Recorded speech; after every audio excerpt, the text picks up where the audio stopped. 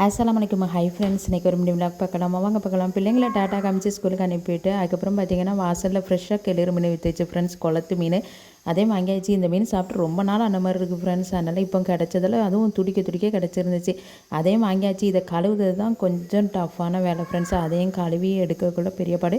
மீன் quantity நிறையா இருக்கும். ஆனால் கழுவுன பிறகு பார்த்திங்கன்னா ரொம்பவே கம்மியாக இருக்கும். இது ரொம்ப வலிக்கிட்டு போகனால சாம்பலில் வச்சு கையில் பிடிச்சிக்கிட்டு தான் இதை நம்ம க்ளீன் பண்ணுற மாதிரி இருக்கும். அதை ஒரு பக்கம் க்ளீன் பண்ணி எடுத்து ஃப்ரிட்ஜில் வச்சாச்சு. அதுக்கப்புறம் சைட் பை சைடு கிடக்க பாத்திரத்தை கழுவிடலாமா அப்படின்ட்டு பிள்ளைங்களை ஸ்கூலுக்கு அனுப்பிட்டு அதுக்கப்புறம் மீன் வந்துச்சு. அதையும் க்ளீன் பண்ண போனதால் பாத்திரம் சிங்கில் குமிஞ்சிட்டு அதனால் அதையும் கழுவிட்டு அப்படியே வீட்டெல்லாம் தூத்து ஊது போட்டுடலாமா அப்படின்ட்டு மீன் ஸ்மெல்லாக இருந்துச்சு. அதனால் ஊதையும் போட்டாச்சு. அதுக்கப்புறம் மீன் குழம்பு மத்தியானமே வச்சுட்டோம்னா பிள்ளைங்க நைட்டு சோறு பையன் கொடுத்தா பிள்ளைங்க சாப்பிட்டுக்கிடுவாங்க. இந்த மீன் குழம்பு நல்லாவே இருக்கும். பூட்டு கத்திரிக்காய் போட்டு நம்ம வச்சோம்னா நல்லாயிருக்கும் ஃப்ரெண்ட்ஸ். காரசாரமாக சூப்பராகவே இருக்கும். நல்லா கட்டியாக வைக்கணும். அதுக்கு ஒரு அகலமான பாத்திரத்தை எடுத்துகிட்டு அதில் நல்லெண்ணெய் சேர்த்தாச்சு. நல்லெண்ணெயில் கொஞ்சோண்டு மணத்துக்காக வெந்தயம் சேர்த்தாச்சு.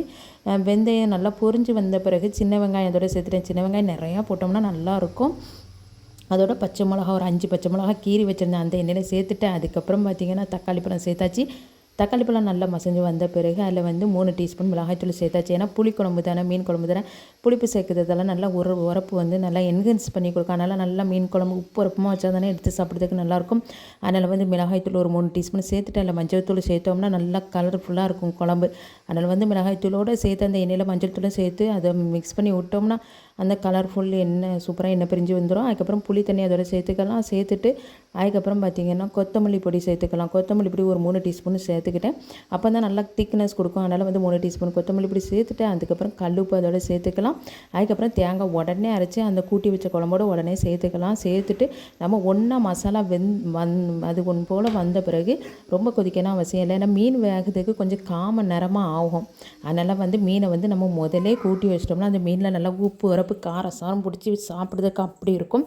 அதனால் தேங்காயம் போட்டு அதுக்கப்புறம் மீனையுமே கழுவி வச்சுருந்த மீனையும் அதோட சேர்த்துட்டு மீன் கொஞ்சம் நல்லா வெந்து வந்த பிறகு நம்ம கத்திரிக்காய் பூட்டு கத்திரிக்காய் நறுக்கி அந்த சூட்லேயே போட்டோம்னா கத்திரிக்காயும் நல்லா மசிஞ்சு வெந்துடும். சூப்பரான மீன் குழம்பு ரெடி ஆயிரும் ஃப்ரெண்ட்ஸ். இப்படி தான் ரெடி பண்ணிவிட்டு மத்தியானம் நானும் சாப்பிட்டு பிள்ளைங்களுக்கு நைட்டு வச்சுருந்தேன். எப்படி இருக்குது பாருங்கள். நல்லா எண்ணெய் பிரிஞ்சு நல்லாவே இருக்குது. எடுத்து சாப்பிட்றதுக்கும் அவ்வளோ ஒரு நல்லா இருந்துச்சு.